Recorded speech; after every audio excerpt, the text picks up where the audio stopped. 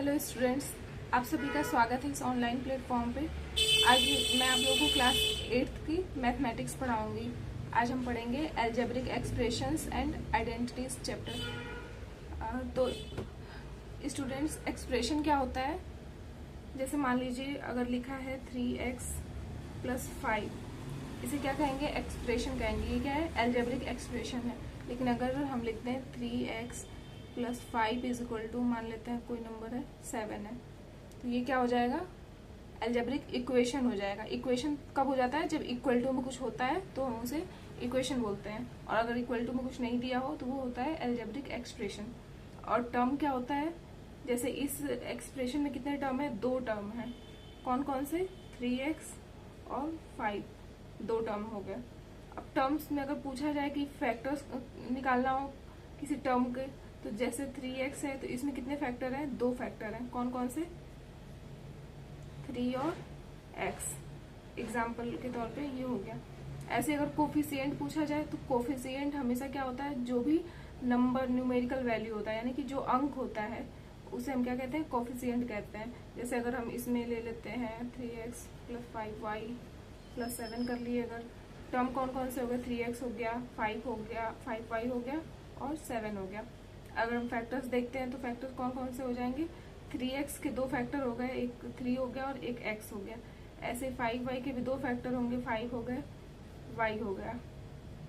अब कोई पूछे कि कोफिशिएंट क्या होगा? जब भी कोफिशिएंट पूछा जाए तो क्या होगा? जिस भी वेरिएबल के आगे मल्टीपल में जो भी नंबर होता है वही क्या होता है? कोफिशिएंट होता है। जैसे इसमें कोफिशिएंट हो गया 3, 5y में कोफिशिएंट अगर पूछे कोई तो 5 हो गया। लाइक और अनलाइक टर्म्स क्या होते हैं? जैसे अगर कोई एल्जेब्रिक एक्सप्रेशन दिया गया है 3x + 7y, और दूसरा दिया गया हो 7x + 5y। अब इसमें अगर हमें लाइक और अनलाइक टर्म्स ढूंढने हो तो क्या हो? इसमें 2 टर्म होगा, एक टर्म ये हो गया, एक टर्म ये हो गया। इसमें भी एक टर्म ये, एक टर्म ये, दोनों में 2 टर्म है। लेकिन जब लाइक टर्म्स ढूंढने हो, यानी कि जिसमें वेरिएबल सेम होता है, वो लाइक टर्म्स होते हैं। यानी कि इन दोनों में अगर दोनों एक्सप्रेशन में हम मिलाएं कि लाइक टर्म कौन कौन से हैं, तो इसमें 3x है और इसमें 7x, ये लाइक टर्म्स हो गए इसमें। और इन दोनों में लाइक टर्म्स कौन से हो गए? 7y और 5y, ये हो गए लाइक टर्म्स। एडिशन और सब्सट्रैक्शन हम देखेंगे। तो जब भी किसी एल्जेब्रिक एक्सप्रेशन में हम एडिशन करते हैं या सब्सट्रैक्शन करते हैं तो वो हमेशा लाइक टर्म्स के बीच ही होता है। जैसे अगर हम ले लेते हैं 3y + 5x + 7, दूसरा एग्जाम्पल हम ले लेते हैं 2x + 5y + 9। अगर कोई बोले कि इसे ऐड करके दिखाना है, तो ये अगर हम सोचेंगे कि 3y में 2x ऐड हो जाए तो ये नहीं हो पाएगा।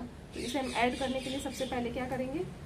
इसे पहले सेम बनाएंगे। जैसे पहले हम x वाला टर्म ले लेते हैं 5x + 3y + 7। दूसरा क्या है?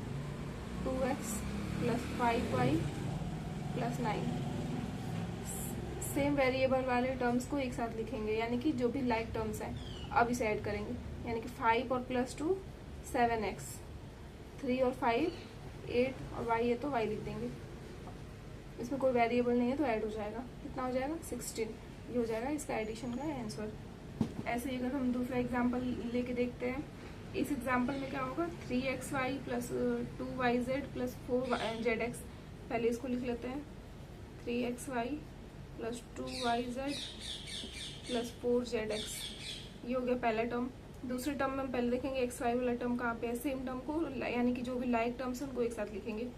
इसमें क्या है? 3xy, yz कहाँ पे है? यहाँ पे है, -2yz, और ये क्या है? 7zx, -7zx।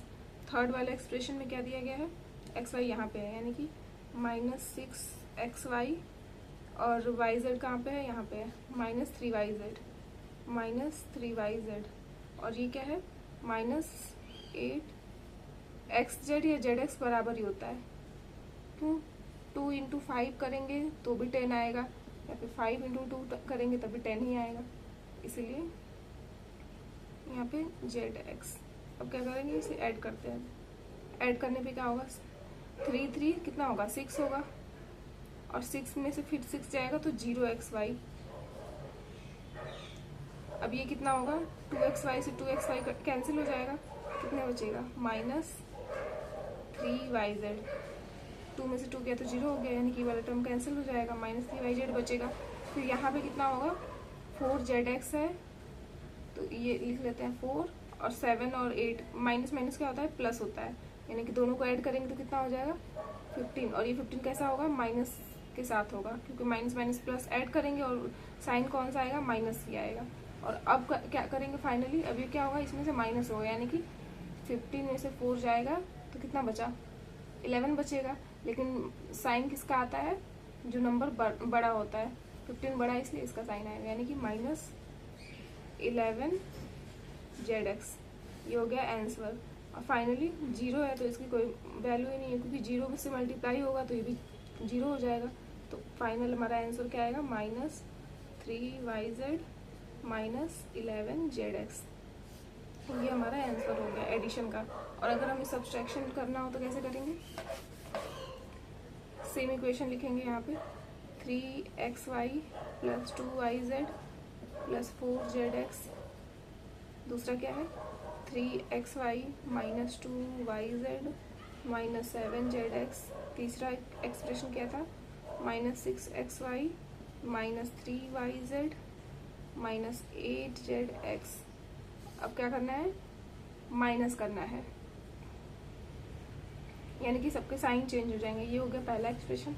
दूसरे में क्या करेंगे, इसमें भी माइनस से मल्टीप्लाई कर देंगे क्योंकि घटाना है, और इसमें से भी माइनस से मल्टीप्लाई कर देंगे तो क्या होगा घट जाएगा।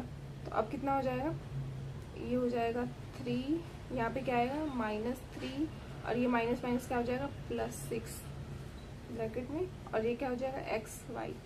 सिमिलर टर्म्स हैं, जो भी लाइक टर्म्स उनको एक साथ ले लेंगे। ये प्लस यहाँ पे क्या था ब्रैकेट में 2, और ये माइनस माइनस मल्टीप्लाई होगा तो क्या होगा +2, फिर माइनस माइनस मल्टीप्लाई होगा तो माइनस माइनस प्लस हो जाएगा, और ये क्या था yz प्लस।